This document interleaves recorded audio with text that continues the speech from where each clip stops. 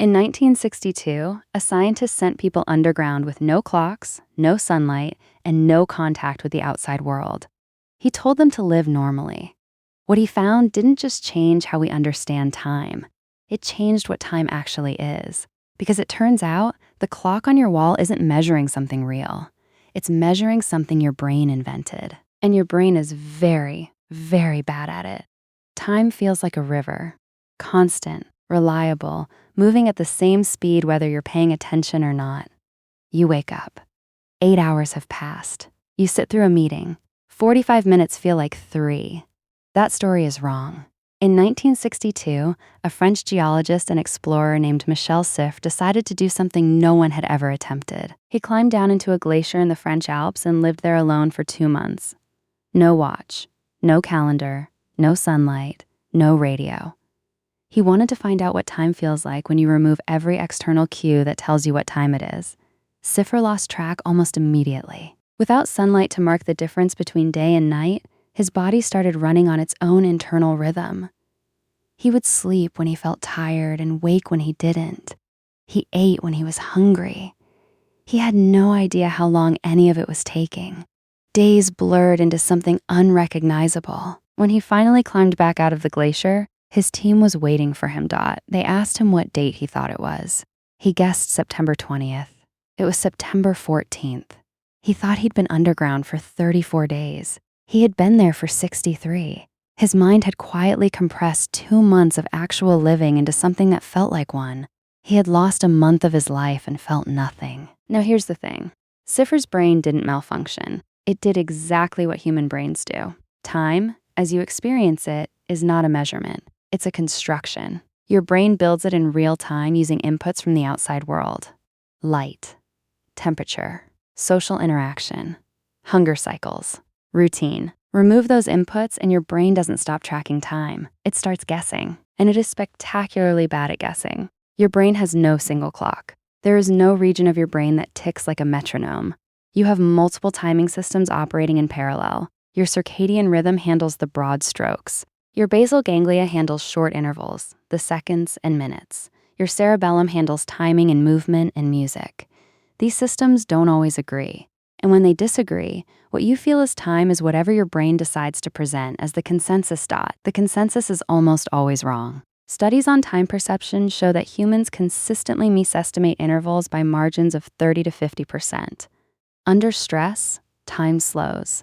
Under boredom, time drags. Under focus, hours vanish. The more meaningful an experience is to you, the more your brain distorts it. Think about the last time something scared you, really scared you. Most people describe those moments as stretching out. Your brain, flooded with adrenaline and cortisol, shifted into a mode of extremely dense memory encoding. It recorded more detail per second than usual. You experienced a brain that was paying unusually close attention and then told you a story about it afterward. But here's where it gets strange. In 1972, Siffre went back underground, this time for 6 months, alone in a cave in Texas with no clock, no sunlight, and food delivered on a wire so he'd never know what time it was above. NASA was funding the experiment. They wanted to know what happens to a human mind when you take time away from it completely. By the 3rd month, something had shifted. Not in his sleep cycles or his sense of time. In him. He described a feeling of mental disintegration. His thoughts became slow and sticky. Simple tasks took enormous effort. He tried to catch a mouse for company and cried when it died. He started losing memories of things that had happened days before. In his journal, he wrote that he had become a different animal. Something that no longer belonged to human time. 3 weeks before the experiment was scheduled to end, Siffre picked up the rifle he had brought into the cave for protection and thought seriously about using it on himself. He set it down. He called up to the surface and told them he needed to come out early. They talked him through it. He finished the experiment. But he came back changed in ways he spent years trying to explain. What Siffre had discovered in that cave was not just that the brain builds time from external cues. He had discovered what happens when you take those cues away completely and for long enough. The brain doesn't just start guessing badly. It starts to dissolve the framework that gives time its meaning in the first place. Because here's what time actually does for us. It is not just a measurement. It is the structure around which identity is built. You are not just a collection of experiences. You are a sequence of experiences arranged in order. You remember who you were last year. You imagine who you will be next year. That line, past to present to future, is what makes you feel like a continuous person. Take away time and you don't just lose the clock, you lose the story. And without the story, there is no you to tell it. The people who come back from long isolation, from caves, from polar stations, from months alone at sea, they don't come back talking about what they missed. They come back talking about time, about how strange it felt to have it back, about how much of their ordinary lives they had been spending without actually being inside the moments they were living. Siffer came out of the cave in Texas and stood in sunlight for the first time in 6 months. He said later that he stood there for a long time without moving, not because he was overwhelmed, because he was paying attention, every second of it.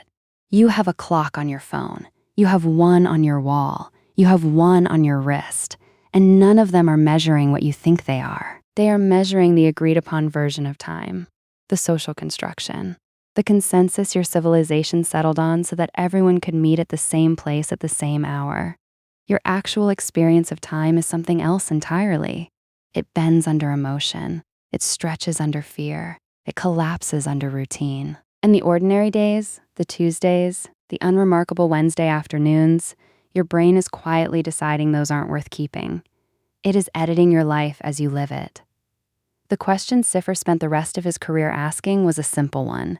If our experience of time is constructed, and if we have some influence over how it gets constructed, then what are we doing with that? He never found a clean answer. Neither has anyone else. But the fact that the question exists at all, that a man climbed into a cave and came back telling us that time is not what we think it is, seems like exactly the kind of thing we should know about ourselves. The clock is still ticking, whether you're paying attention to it or not.